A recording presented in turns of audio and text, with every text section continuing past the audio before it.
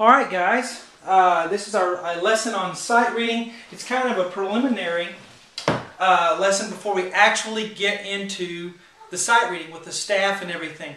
I think it's really important. I think most of you that are watching these videos have had piano lessons and you feel like you're not as good a sight reader as you should be, or maybe you feel you failed at it and you're just not a sight reader at all. Maybe you've just given in to the fact that maybe you're just someone who plays by ear and can't read notes and is never going to be able to. And I'm telling you that is absolutely not true. There are certain reasons why we end up the way we are, not being able to sight read, not being able to sit down and play through something that we like, even though it's just kind of an average level of difficulty. And these lessons, I'm going to put a whole bunch up. I'm not going to say how many there are right now because there's going to be tons more and more and more. But if you'll check my website, webpianoteacher.com, there are tons of lessons in this series on how to become a good sight reader. But first we must understand what happens so that we don't repeat the same mistakes, so that we don't stay in the same pattern of that we're in that's making us not a good sight reader. What I see, I've taught for 20 plus years, and I've seen this all the time, especially when I get a transfer student, a student from someone else who comes to me, someone who has a really good ear, someone who is really talented, and they just can't read notes. They just can't sight read to save their lives. And we're going to go into this here and understand what's going to be involved in this, okay? I promise you, if you try my series, I promise you, if you give me 30 minutes a day, you're going to be a good sight reader, okay? I know what to show you, and I know how to do it to make you a good sight reader. I used to be a horrible sight reader. I mean, awful. I could play anything, physically and by ear, but I was just a terrible sight reader, and I couldn't really understand why. And I managed to get myself out of that and retrain myself, and that's what I'm going to be doing for you in this series. So let's understand this principle right here of the reading level and the playing level. All right?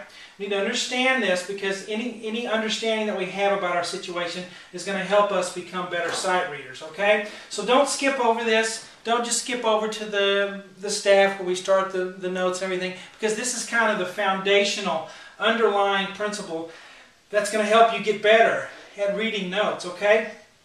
So typically what happens, the reason for failure that I see a lot is that we start out as a beginner in our piano lessons. Maybe we have a good ear. Maybe we're talented. Maybe we go fast, and the teacher allows us to go fast and maybe to skip over all of this beginner, early, intermediate stuff that is so important, that takes 2, 3, 4 years to really master. And we skip over to this late intermediate or the advanced level, and we start playing things that we can play physically. We can do it. And teachers think, well, since they can do it, let's let them do it. But that is a great mistake, because right here is where we learn how to sight read. Okay? All these 2, 3, 4 years are very, very instrumental. And if we skip over that, if teachers let us do that because we're talented, because we can play by ear, because we can fool everybody into thinking we're really reading the music when we're just kind of smart, and faking our way through it and using our ear and getting by, we do that. We get into that pattern and we don't get what we need right here. Okay? So it's the teacher's job to hold you back a lot of times when you're a youngster or when you're an adult starting lessons. It's all the same. We all learn the same way, okay? So these lessons will work if you feel like you've failed at sight reading. We're starting over. They'll also work for you if you have never taken piano lessons and you want to learn how to sight read music. For piano, they'll work for you that way too. Now, what happens is we all start out in the same place, okay? We start out here, knowing nothing. I'll have a little graph here. This is the time that we take lessons, the time that we're under instruction, and here is how good we are at our craft, if you will. All right, reading level is in black. The playing level is in red. Now, what I mean by reading level is how good you are at reading the spots off the page. Not talking about being talented, not talking about having a good ear, talking about you looking and seeing something on the musical page and transferring it to the piano. How fast can you do that? How quickly, how accurate can you do that? How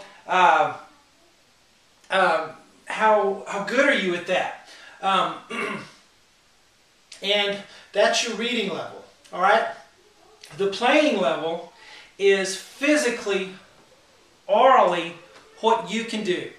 Can you play Beethoven, a Beethoven sonata? Can you play Maple Leaf Rag by Scott Joplin?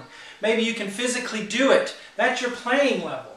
That's how your prowess at the keyboard, you know, technical combined with your ear. That's your playing level. And what happens is, when we first start out, it's at the same place. Okay?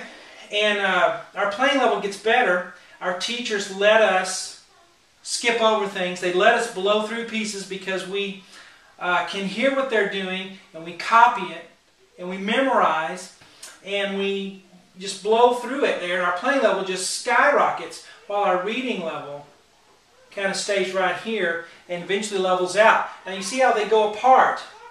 The farther apart your reading level and your playing level are, the worse off you are.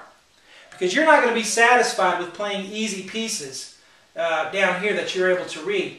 You want to play cool stuff. You want to play stuff you like that's more difficult. And you can play it, but your reading level's down here. So the farther apart they get, the more frustrated you get. And eventually, there's a big line there. We just stop. We hit a brick wall as that goes apart. Okay, it's kind of like a football player. Let's say we have a good football player and they're getting stronger, faster, quicker, lifting weights, getting better at their craft. But they don't know how to run plays. They don't understand the play. They can't get any better in their knowledge, in their head, on the field.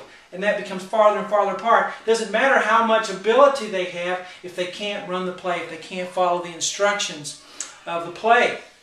Same thing with your piano playing. We need to get these together. We're going to have to go back and make this black line more in line with this red line. We have to raise your reading level to where it is with your playing level. And we're going to go back and we're going to retrain you to do some of the things you should have done a long time ago.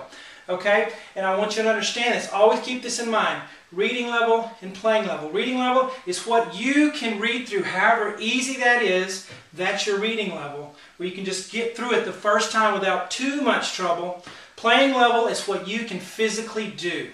It's possible to have a playing level really high and a reading level really high. That's where it's really fun, because you don't have to spend a lot of time sitting there trying to learn things and memorize them because you can't read the music. All right? In our next lesson, we're going to learn how to change this and to get ourselves on the right track.